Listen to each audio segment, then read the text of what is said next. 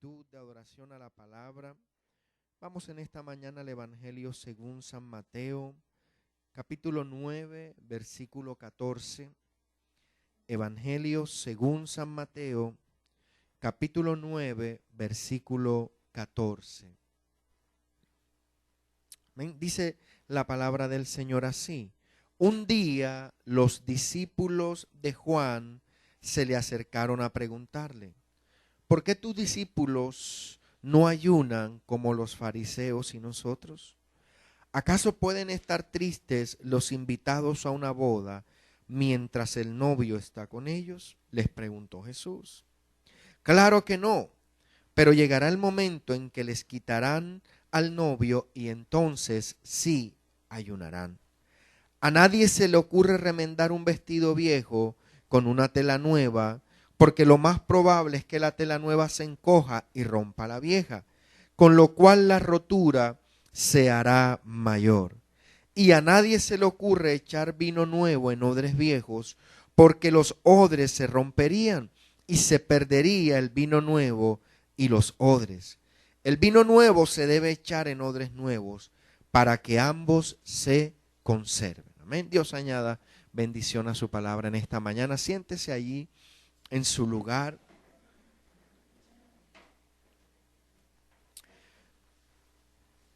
Las palabras de Jesús siempre causaban controversia en quienes lo escuchaban. Jesús tenía una manera particular de enseñar que generaba en sus oyentes siempre innumerables cuestionamientos.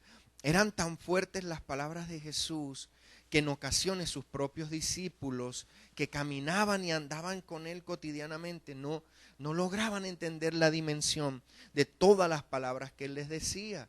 En muchas ocasiones los evangelios nos cuentan que los discípulos le preguntaban: ¿por qué tú enseñas de esa manera?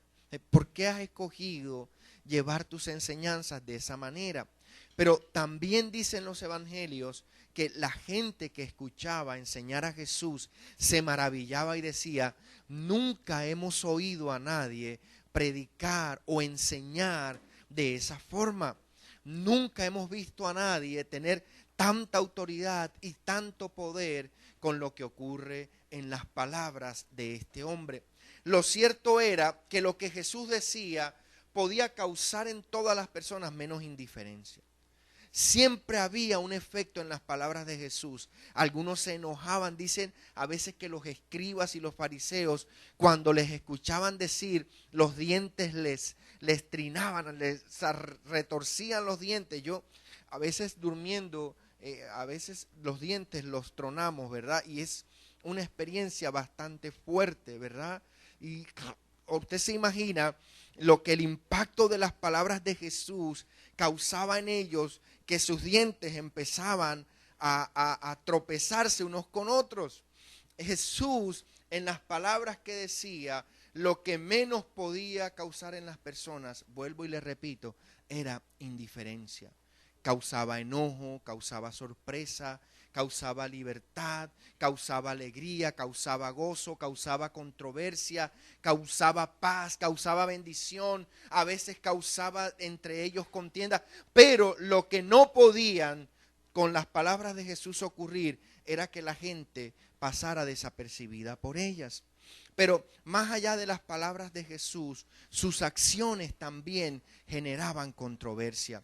Les decía en el mensaje de nuestro servicio de Navidad que el Evangelio de Juan en el capítulo 1 lo que más intenta decirnos en toda esa declaración que estaba allí, que compartíamos el día del servicio de Navidad, era que la presencia y el nacimiento de Jesús para la humanidad era un evento que tenía que cambiarlo todo. Era un rompimiento en la historia. Venía una manera de entenderse la historia. Y con el nacimiento de Jesús, aún para aquellos que no son cristianos, que no creen en Él o que no aceptan que la presencia de Jesús sea un Dios encarnado, tienen que mirar la historia a partir de Él. Porque aunque no digan antes o después de Jesús, la expresión antes o después de nuestra era es lo mismo.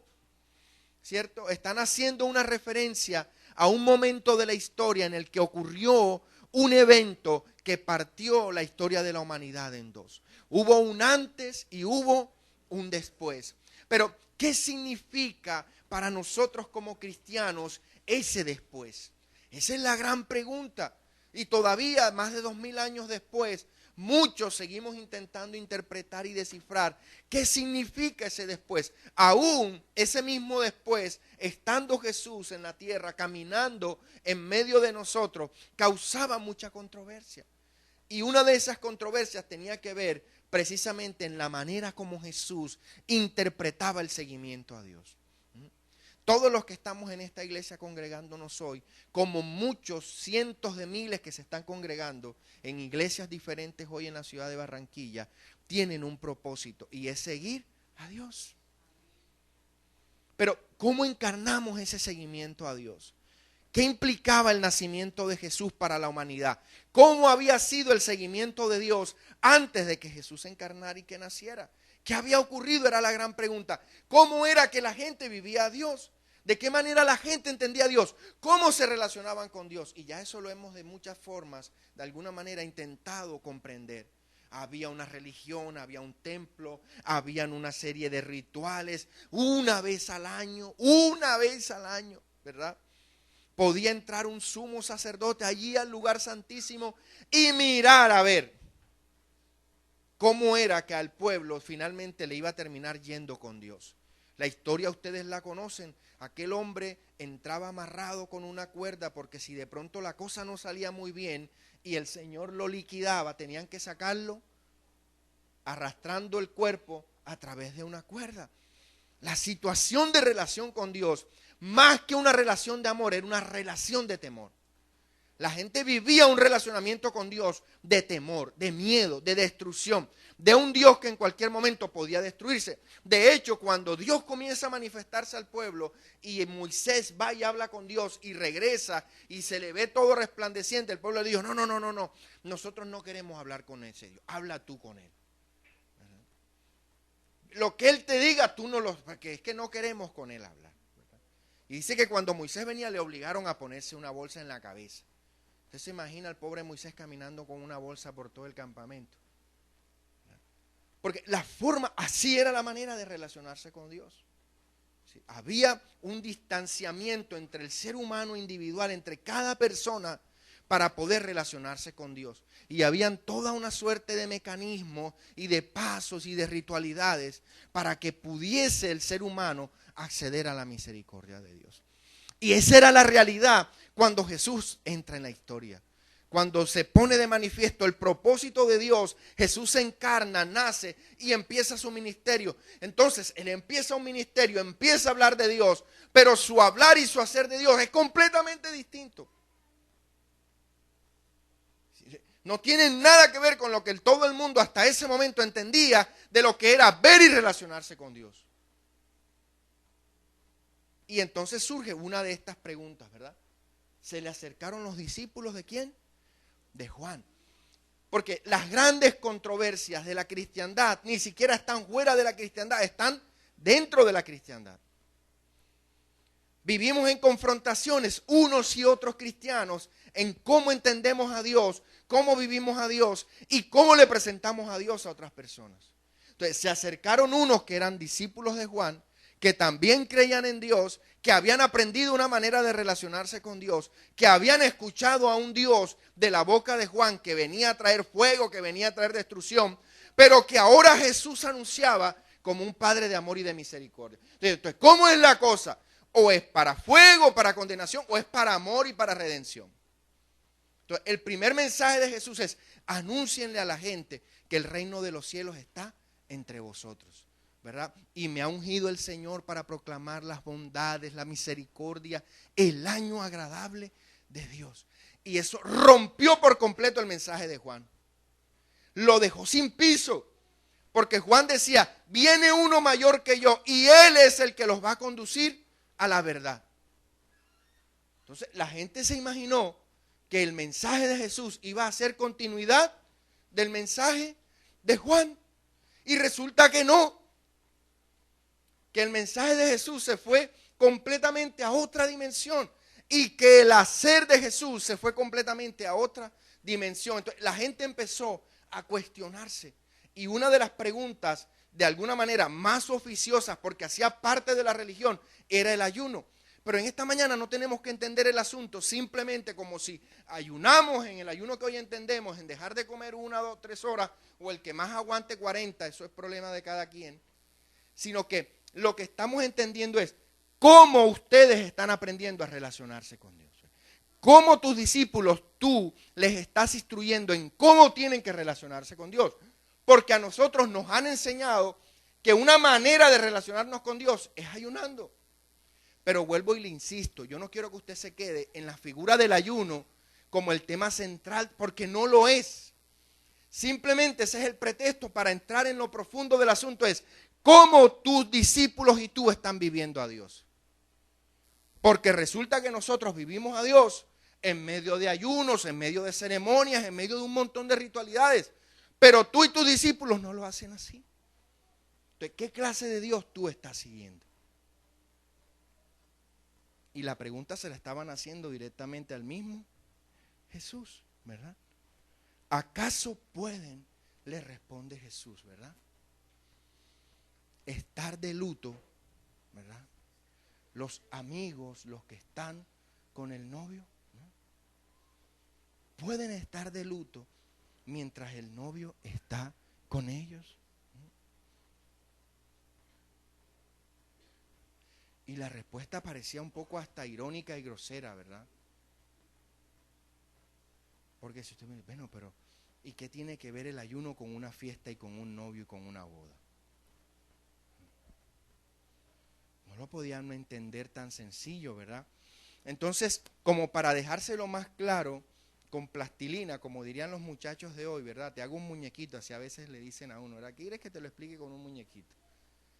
Entonces vuelve y les relata que nadie pone un remiendo de tela nueva en tela vieja porque entonces se va a romper. Y por si no entendieron, les dice, nadie pone vino nuevo en un odre viejo porque no va a aguantar. ¿Sabe de qué nos habla eso? De renovación. De renovación. Pero renovarse implica un proceso de dejar ir. Cuando usted va a renovar algo, usted va a tener que soltar, ¿verdad? A veces nos enamoramos de las cosas. Ay, mi zapatico, es que ya tengo tan... ¿Cierto? Mis zapaticos, oye, pero ya cámbialos. Pero, ay, pero es que son tan suaves, son los... Pero mira, ya, hey, déjalos ir, ya, dale descanso, ¿verdad? Permite que se jubilen esos zapatos. Ya no aguantan más betún. Pero tú sigues insistiendo en que son tú. ¿Por qué? Porque has llegado a un momento de comodidad y de confort con ellos. Y tú piensas que entrar en unos zapatos nuevos va a implicar, como decimos aquí en la costa, amansarlos. Ay, que amansar esos zapatos ahora. Y me va a tallar el dedito y me va a marcar por aquí atrás. Y el solo pensar en eso te dice que te tienes que quedar así la suela ya esté traspasando el pie. ¿Cierto? El huequito, ya está la suela a punto de tocarte el pie. Pero tú sigues insistiendo que con esos zapatos tú estás muy cómodo. Y Jesús dice, no. Es preferible que te incomodes, pero que entres en un proceso de transformación a que termines quedándote de alguna manera en un lugar en el que no vas a poder acceder a cosas nuevas por simplemente estar cómodo en un punto que ya no es de bien para ti. Porque finalmente unos zapatos que ya están vencidos en cualquier momento te van a dejar, si pisas un clavo, eso va a pasar derecho. ¿O no es así? Claro. Entonces, por muy cómodo que eran, ya no te brindaban seguridad, ya no te brindaban protección, ya no hacían por ti lo que tenían que hacer. Entonces, Jesús les está diciendo, ha llegado el momento que dejen ir aquello que ya cumplió su propósito. Pero a veces nos resulta mucho más fácil quedarnos en nuestro punto de comodidad. Y en temas de fe, ay bendito Dios, ahí sí que la cosa se pone todavía mucho más complejo. Porque con lo del zapato nos reímos. Pero cuando nos dicen o nos tocan un pedacito de la fe, ay bendito, ahí la cosa sí se pone, se van a todo. hasta ponerse una bomba y volar a miles. Claro, claro, porque su fe y su comprensión de Dios les llega a decir que con eso agradan a Dios. Y yo se lo he dicho muchas veces, muchos cristianos evangélicos no nos ponemos una bomba y volamos a todo el mundo, pero tenemos una metralleta en la lengua. Jesucristo. Que hacemos cosas peores que los que entraron en el teatro ese en Francia y mataron a un pocotón de gente. ¿Y por qué lo hacemos? Porque nuestro punto de comodidad nos dice que donde nosotros estamos es lo correcto y que los demás no están haciendo lo que deben hacer para agradar a Dios. Pero la pregunta de Jesús es, ¿acaso los que están con el novio en una boda tienen tiempo para andar de alguna manera de luto? Escuche la comparación. La religión Jesús la pone en un nivel de luto, de muerte. Usted me está escuchando en esta mañana. Eso no lo estoy haciendo yo, lo está haciendo el mismo Jesús. Dice, los que permanecen en su religiosidad están viviendo un asunto de luto y de muerte. Pero los que de alguna manera intentarán seguirme a mí van a entrar entonces a una fiesta, a una boda. Entonces, seguir a Jesús es más festivo que de luto. Así de sencillo es. Pero hay más gente que le gusta vivir de luto que vivir el gozo del Señor. Preferimos, porque a veces el luto nos supone menos desafío, ¿verdad? Porque a veces figurativamente Jesús está diciendo eso. Ahora, Él no está diciendo que no sintamos dolor por la pérdida de un ser que amamos. Jesús no está diciendo eso. Ni está diciendo que no nos tenemos que entristecer por cosas que nos van a entristecer. Usted me está entendiendo, yo me estoy haciendo entender en esta mañana. Él está poniendo la religión, ¿verdad?, en un sentido de expresión de cómo podemos vivir nosotros. La tradición, a veces uno encuentra todavía personas de antaño que llevan viviendo 40 años un luto. ¿Usted ha encontrado gente así? Llevan 40 años viviendo un luto. Y cuando ven a alguien que no lo hace como ellos, eso les causa un escándalo tremendo. ¿Verdad?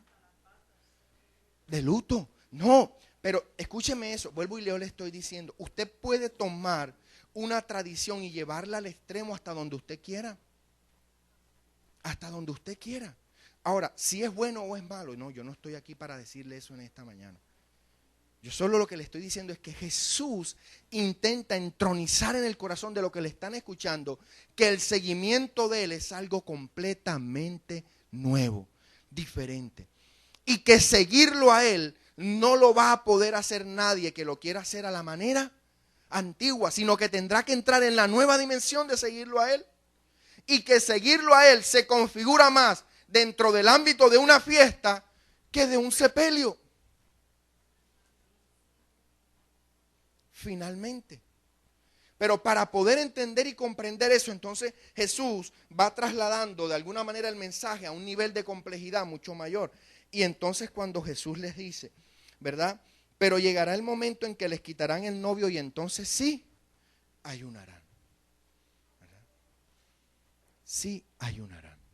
Es decir, van a haber momentos en los que usted va a experimentar, ¿cierto?, situaciones que le van a llevar a que usted viva esos momentos, ¿verdad?, de intimidad, de búsqueda, que en la vida de cada quien serán como usted quiera. Si a usted le da para 40 días, ayúnelos. Si a usted le da para 21, ayúnelos. Si a usted le da para una horita, ayúnela.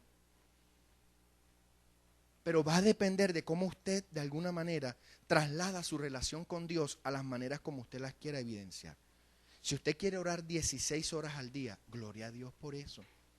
Yo no le voy a decir que no lo hagan. Ore las 16 horas del día, pero no le caiga encima a golpes el que no lo hace. ¿Me hago entender? ¿Cierto? Sí, porque de pronto el que no ora sus 16 horas tiene más obras de amor y de misericordia que usted. Entonces Jesús lo que intentaba decirle a la gente era, mire, el asunto no es por el camino de la religión. Ustedes me están diciendo a mí, ¿verdad?, que por qué mis discípulos no ayunan. Es más, Jesús cobró fama de comelón y de bebelón.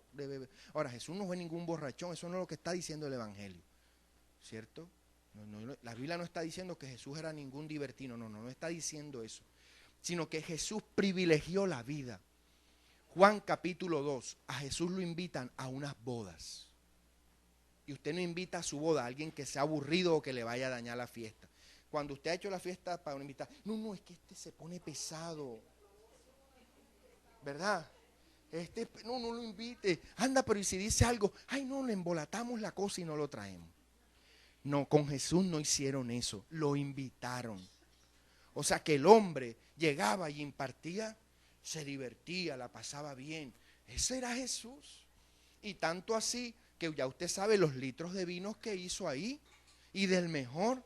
Porque cuando el maestresala lo probó, dijo, uff, yo no he probado algo tan extraordinario como esto. ¿Dónde tenían guardado este vino? Tremendo vinazo que Jesús se hizo. O sea que lo hizo y lo hizo de mejor. Ahora, Jesús no estaba patrocinando ni la borrachera, ni la ebriedad, ni nada de eso.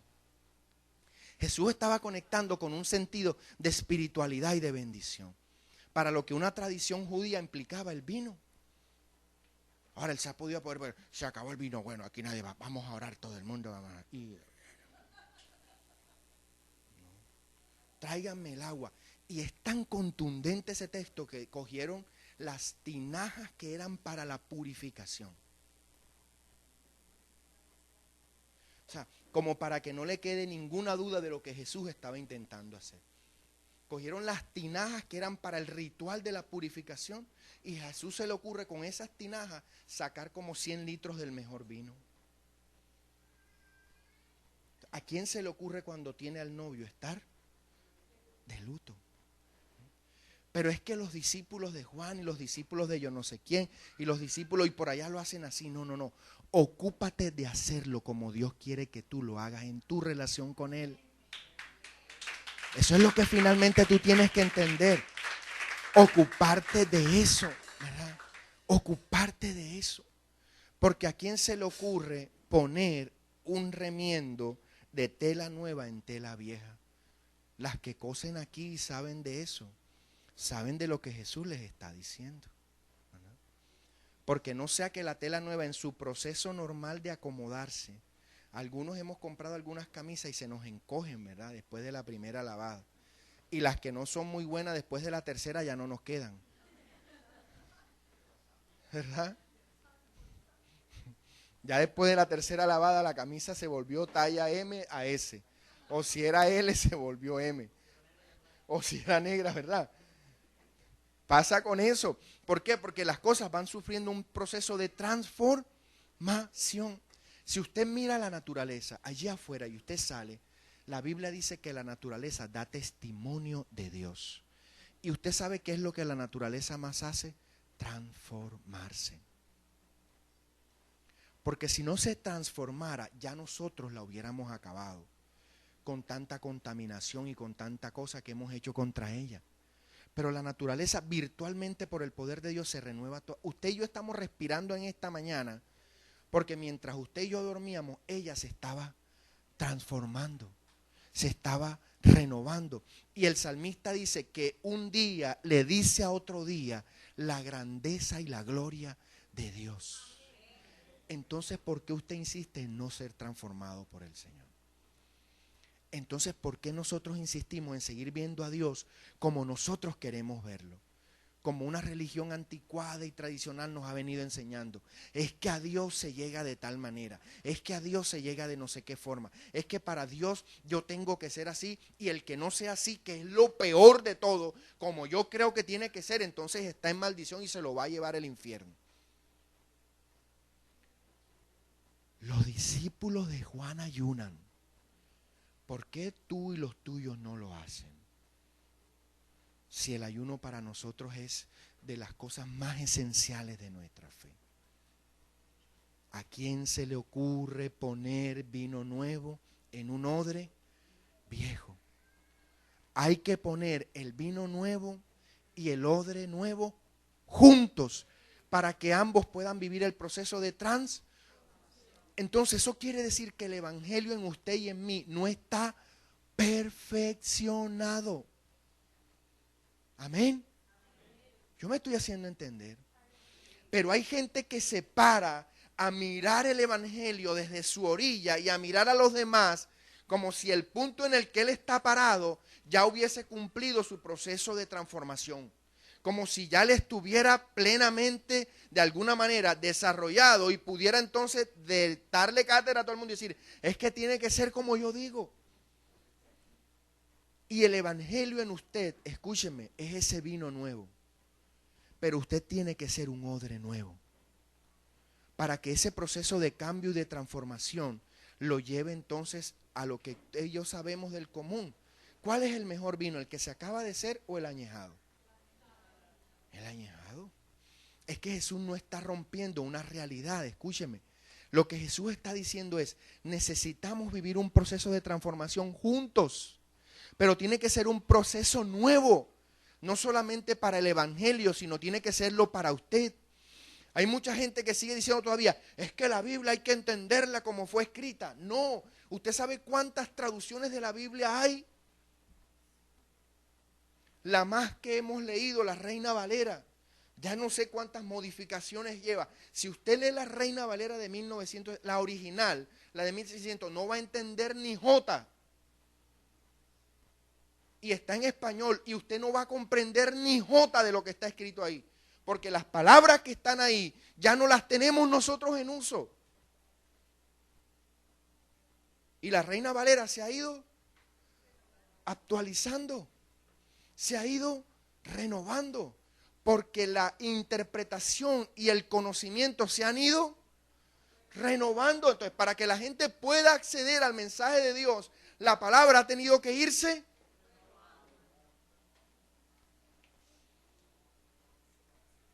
Esa es la realidad. Pero seguimos insistiendo que el evangelio es un peso anquilosado ahí, atrasado, desusado, maloliente y pervertido, que lo único que hace es juzgar y destruir a la humanidad. Y esa no es la realidad. Al menos no es la realidad que Jesús enseñó. Al menos no era lo que Jesús estaba intentando en su mensaje trasladarnos. ¿Para qué nació Jesús? Lo decíamos el 23 en nuestro servicio de Navidad. ¿Cuál fue el propósito de la encarnación de Jesús? Sino que la gente pudiera volver a acercarse al Padre.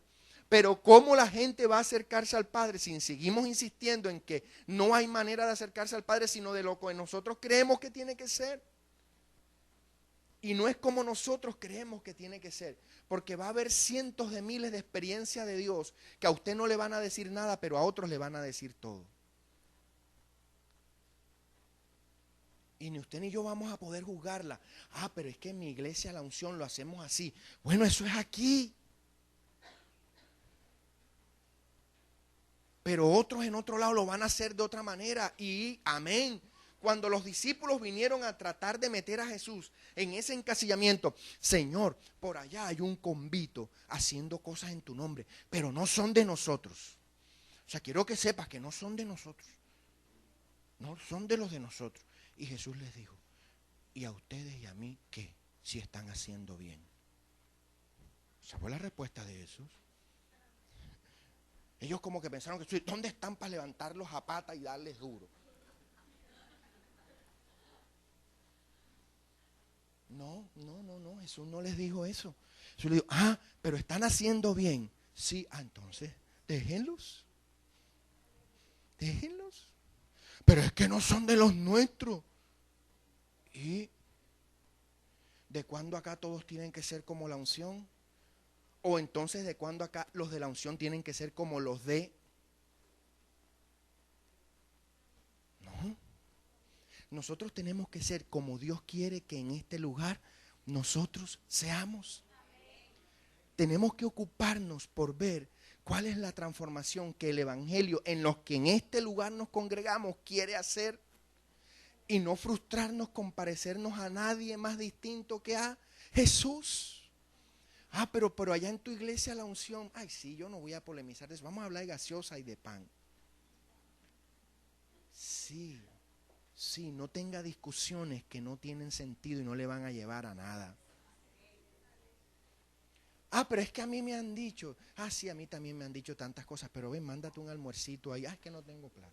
Cámbiale el tema, tóquele el bolsillo para que vea que enseguida, ¡ay!, se le quitan las ganas de hablar. Dígale, oye, por ahí hay unas personas que conozco, estoy necesitando que les vayamos a ayudar. ¿Cuánto tienes por ahí para que vea que enseguida se le cambia? Ay, me voy, se me agató el tiempo, me acuerdo que tengo una reunión. Se le van enseguida. Por eso las conversaciones de Jesús provocaban en la gente tanto cambio y tanta transformación. Porque finalmente Él no se dejaba llevar por las conversaciones de ellos, sino que Él los traía a sus conversaciones. Te queremos proponer un diálogo. Vamos a hablar de religión. Los discípulos de Juan Ayuna, vamos a entender teológicamente ese asunto, Jesús. Y Jesús le salió bien teólogo y le dijo, miren, en una boda todo el mundo está de desorden. ¿Cómo así? Ese nivel teológico no lo comprendo.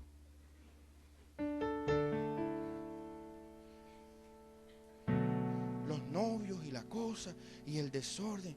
Pero te vinimos a hablar de un asunto serio y tú estás hablando de fiesta. Mira a Jesús. Mira a Jesús. Y los terminaba llevando al punto de mayor confrontación, su propia manera de relacionarse con Dios. ¿Ustedes creen que están relacionándose con Dios? Tienen que renovarse. Tienen que renovarse. Renuévense. Renuévense. El apóstol Pablo lo va a decir de muchas maneras. Renovaos vuestro entendimiento. Una vez más os digo, renovaos. Les dice, mas nosotros vamos siendo transformados como en una sombra que nadie entiende qué es, pero que va pasando el tiempo y entonces aquello que era como una forma que nadie sabía qué era, va tomando forma y entonces nos estamos dando cuenta que lo que está apareciendo en esa imagen se está pareciendo a Jesús. Ese es el seguimiento de Cristo. A los primeros cristianos los llamaban la gente del camino.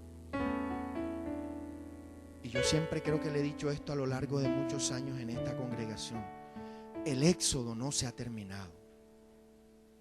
Nosotros seguimos todavía caminando y transitando. Seguimos en ese peregrinar. Le tenemos miedo a esa palabra peregrinación. Pero lo que más somos es peregrinos. Esa palabra está en la Biblia.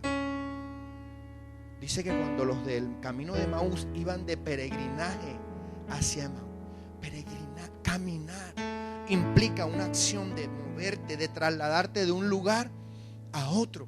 La gente del camino no era la gente estática, vieja, aburrida del templo.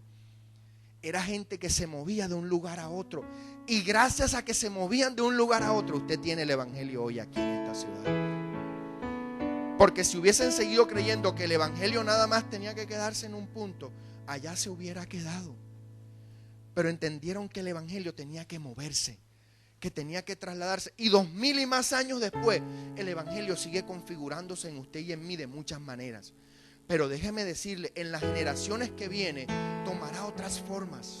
Porque las generaciones que me precedieron, 20, 30 años atrás, no entendieron el evangelio como hoy lo entendemos nosotros. Pero no podemos seguir insistiéndole a la gente que el evangelio lo tenemos que ver como hace 40 o 50 años. No podemos hacer eso. Mire, el mismo texto bíblico dice, Números, aquí, abrí por aquí. Y todos los hombres se circuncidarán, haciendo una fila después del servicio. ¿Cuántos van a venir a circuncidarse? ¿No los veo motivados?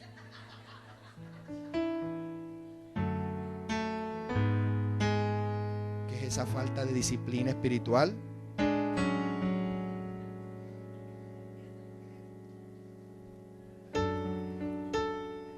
Pastor, ¿me puedes ir trayendo el cuchillo?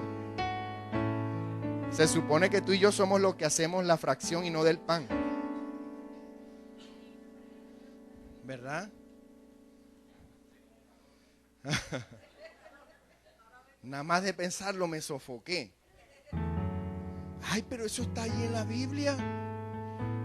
Sí, pero ya no tiene un sentido para nosotros real. Entonces lo espiritualizamos. Se tienen que circuncidar el corazón. Entonces la pusimos peor. Yo preferiría que me circuncidaran aquí y que me dejaran quieto mi corazón. Porque entonces mi corazón se tiene que parecer al del otro. ¿Y quién dijo que mi corazón se tiene que parecer al del otro? El único que tiene que ver y pesar mi corazón es Dios. Eso lo dice la Biblia. Él es el que pesa los corazones. pero pareciera que andáramos con una balanza cogiéndole el corazón a todo el mundo. Y los que hacían así eran los sacerdotes para hacer la parte aquella, dolorosísima.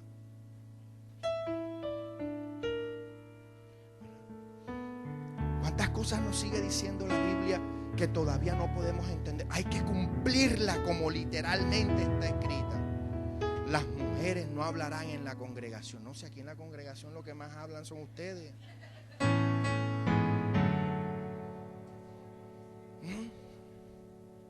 ¿Verdad? Muchas cosas. Y no comerás aquellos animales del mar que no tengan escamas. O sea, no podríamos comer tú y yo lo que tanto nos gusta. Coctelitos de camarón, porque la Biblia dice que eso no lo podemos comer. ¿Usted lo ha leído? Sí, ahí dice eso. Y la Biblia dice que aunque usted no la conozca y la cumple, usted está pecando. ¿Cómo hacemos ahí entonces? ¿No comemos más cóctel de camarón? No, yo sí sigo comiendo, y si a usted no le gusta, tráigamelo. Comeréis animales de pezuña hendida, no sé qué. No hay cosa más rica que un chicharrón allá del Amorillo con 19.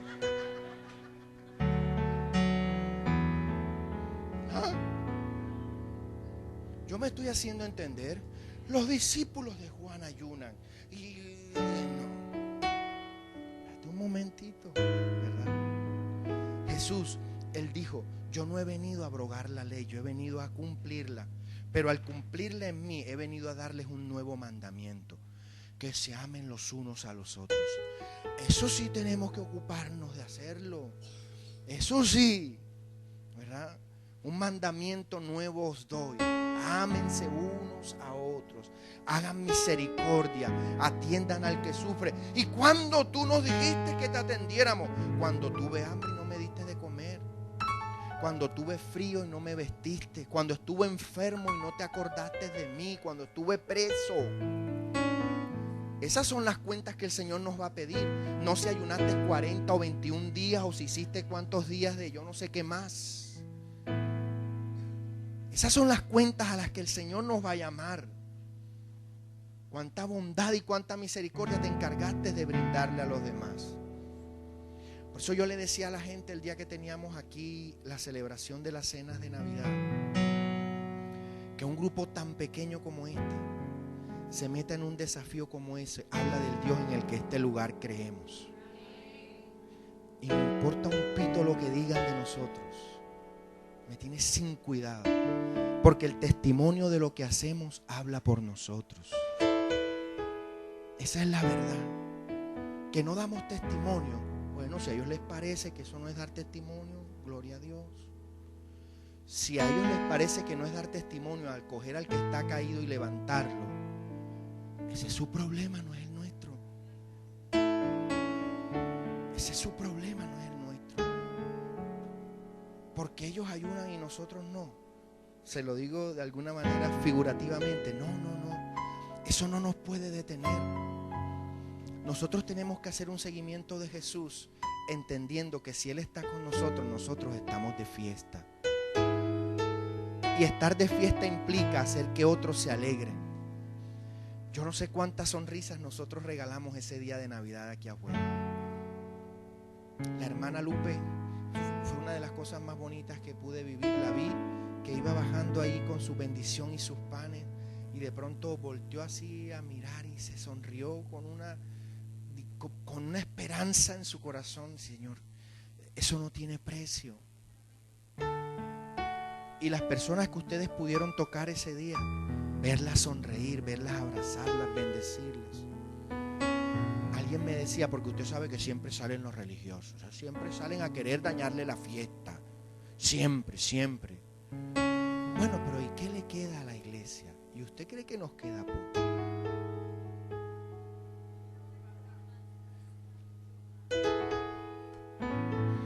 Es que nosotros no hacemos eso para convencer a la gente que sea como nosotros. Jesús lo hacía porque tenía misericordia de ellos. Nosotros no hacemos eso por proselitismo religioso. para que entonces se vengan para la unción, porque aquí es donde está la verdad. No, nosotros no hacemos eso por eso.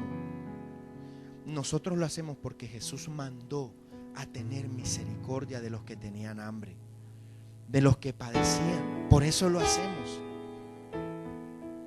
Ese es nuestro llamado. Quizás otros irán a tener otros llamados, pero nosotros nos quedaremos con ese. Sí, es difícil, es esforzado, pero yo leía tu testimonio de lo que tú le escribías en tu testimonio personal en la página. No sé dónde fue que lo escribiste, Eliana. Y yo escuché, y con esto ya termino. Cuando yo leía lo que tú habías puesto allí, yo no veía nada más cercano a la fe que hemos decidido abrazar que eso. Cuando somos transformados nosotros por lo que hacemos. Miren, mis hijos han ido entendiendo eso. Les ha costado porque ellos son niños, son jóvenes, pero ellos lo han ido entendiendo. El 24 nos sentamos en nuestra mesa, comimos unas arepas, compramos jamón del que habíamos tenido ahí en estos días, que habíamos compartido con algunos de ustedes, comimos algunas salchichas, tomamos Coca-Cola y le dimos gloria a Dios.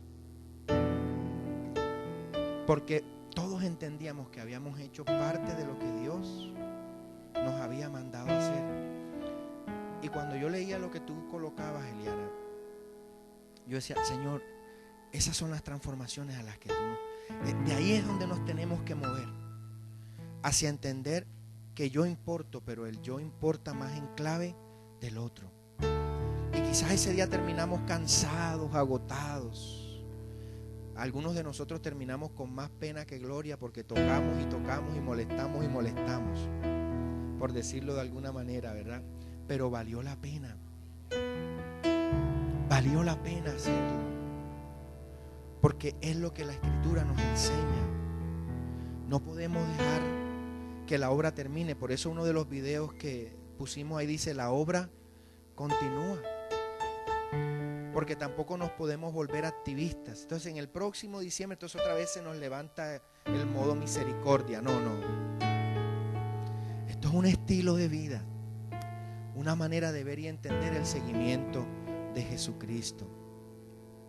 Los discípulos de Juan ayunan y los tuyos no. Bueno, cuando el novio no se ha quitado, miraremos. Pero lo que la palabra me dice a mí es que Él declaró, yo estaré con vosotros todos los días hasta el fin del mundo. Entonces estamos de fiesta, abiertos a la transformación que el Evangelio tiene que lograr en nosotros. Ocúpese de ser un odre nuevo.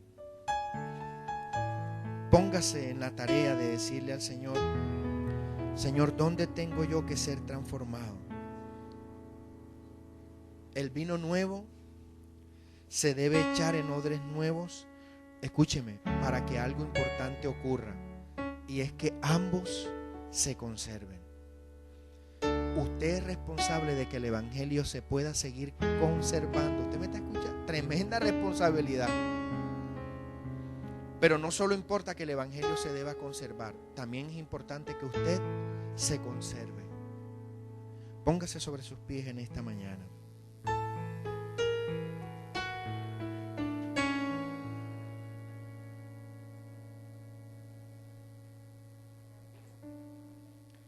¿Acaso pueden estar tristes los invitados a una boda? No creo, alegrémonos, ¿verdad? Alegrémonos en el Señor, regocijémonos en el Señor. Tengamos la certeza de que la recompensa que ustedes y yo y cada uno va a recibir por lo que ha hecho no va a dejar de llegar. La Biblia dice que Él es remunerador de los que le buscan. Y yo tengo la seguridad y la convicción en mi corazón que Dios le va a renovar a cada uno de ustedes en lo que cada uno de ustedes necesita en su vida personal, familiar, económica, laboral. Dios les va a bendecir y Dios les va a ensanchar en gran manera. Te doy gracias, Señor, por esta mañana. Gracias por tu amor, gracias por tu misericordia, mi Dios.